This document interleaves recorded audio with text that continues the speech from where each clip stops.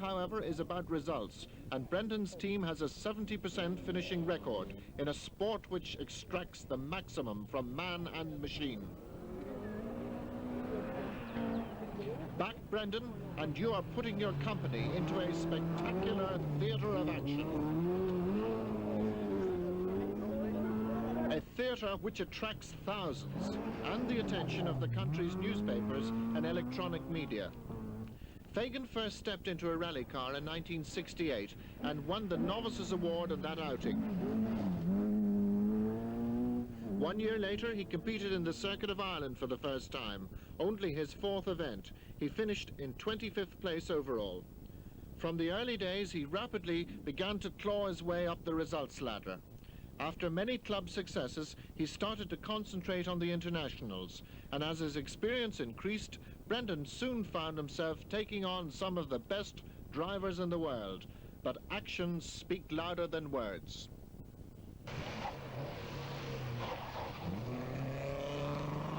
Fagan switches to Vauxhall, and dramatically he becomes a front runner.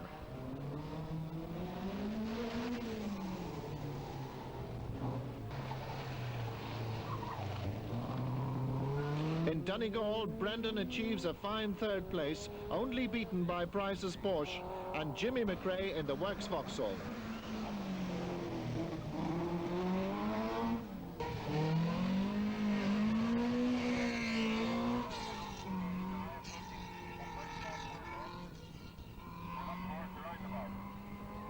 A few months later, Fagan leaves the Craigavon start of the Ulster Rally.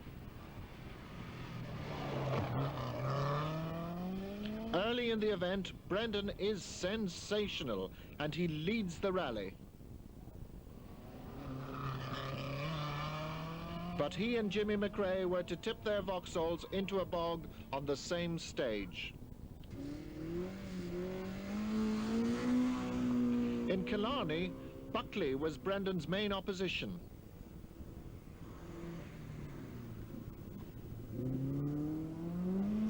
And it was a magnificent battle between the two Chevettes.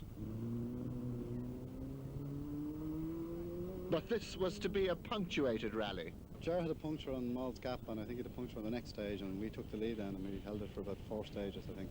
And we got a puncture, and Jay took it back, and he held it to the finish. So between punctures, there's quite a bit of lead swapping. A couple of punctures, yeah, that was the difference between winning and losing today. A new Chevette HSR for the Dublin team.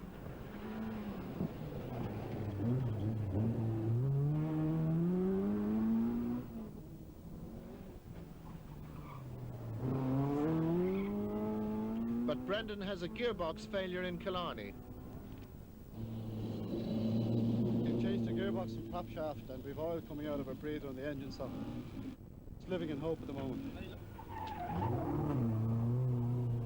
Still, Fagan finishes a fantastic 5th. From his 11 Circuit of Ireland starts, he has only retired twice on this marathon event.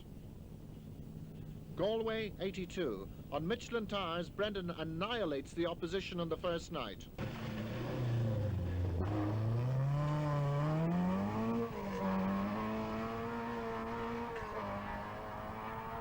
Day 2 is less lucky. The Dublin pair have been off the road and they finished a disappointed 4th.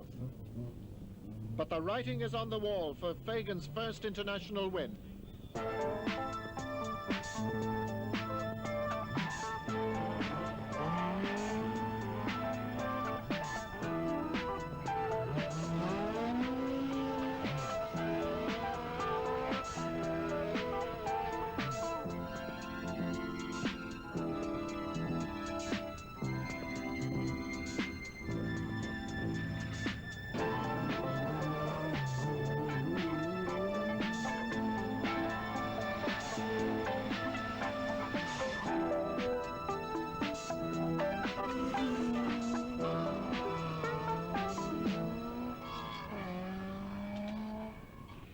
Rallying is the 4th most popular spectator sport in the country. The post office phone-in service on the Circuit of Ireland records 37,000 phone calls. The Tarmac Championship attracts more than 5 hours of television and many more on video, an estimated 14 hours on radio and countless column inches in the national and provincial press.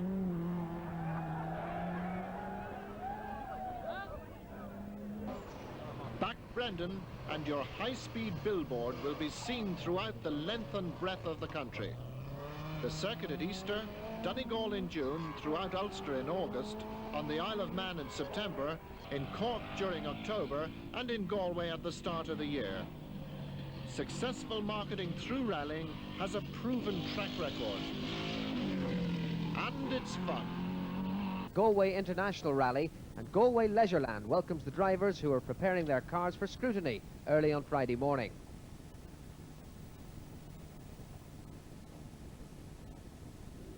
Dubliner Austin McHale leaves for the start ramp in his new Group B Opel Manta 400. Driving a similar car for dealer Opel Team Ireland this season, Billy Coleman. The legendary Cork man, who has come out of retirement for 1984, apprehensively leads the competitors out to the first stage, guided by his experienced co-driver, Ronan Morgan.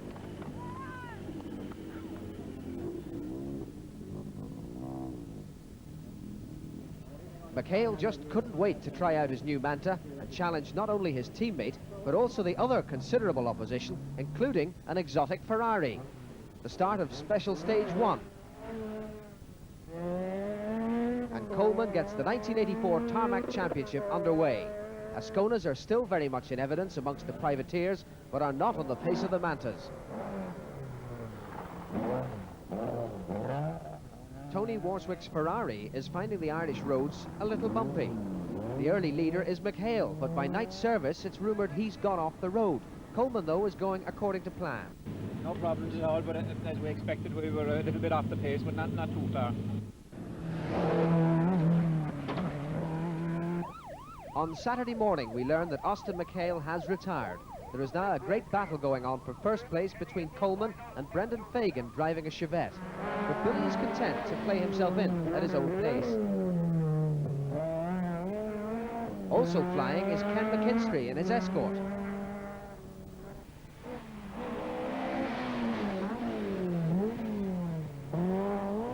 Mark Reynolds' Opel Ascona is going well.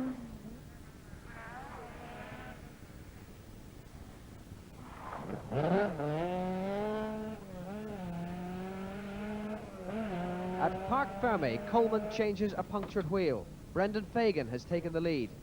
Well, we haven't been taking any risks because I think Billy is slowing up as opposed to us going faster, because Ken McKinstry and a few people behind Ken like Joe McHale are going as quick, if not quicker than we are.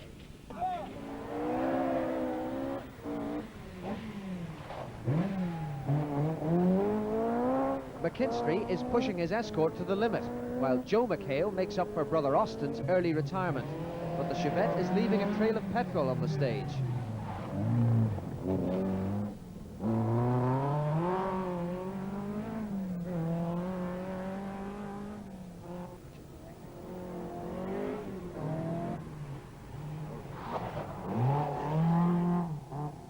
Pat Dunyan indicating how tricky this corner is. Stage 15 and Coleman still trails in second place.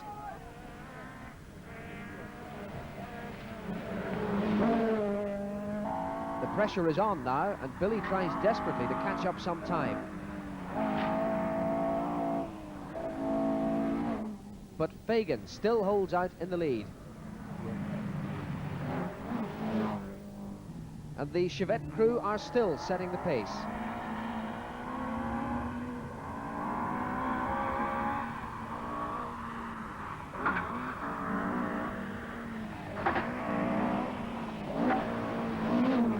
Dublin photographer Frank Fennell has moved his Sunbeam into the top 10. Joe McHale's engine is now suffering from fuel starvation. Warswick's Ferrari doesn't like these roads and crashes off 3 stages later, ending its run. Stage 18, and there's no sign of number 1 seed Billy Coleman. Fagan coasts through with a suspected clutch problem, but the Opel isn't too far behind despite its brakes seizing up.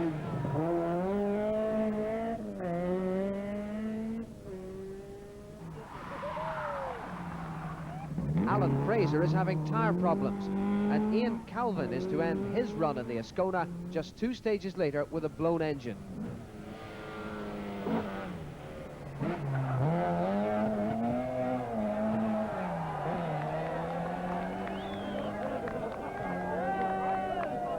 Welshman John Price has the customary flames bursting out of his Renault Turbo.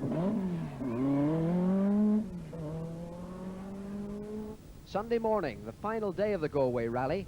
Fagan leads and Coleman is second. But as the Opel sits in service, Billy tells us of more problems during the night.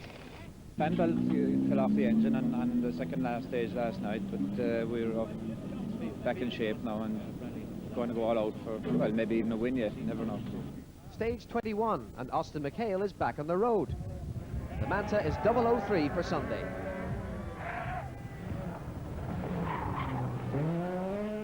Coleman, though, is putting the foot down for real. Just outside Listowne Varna, Macmillan's Escort has made a late charge up the field.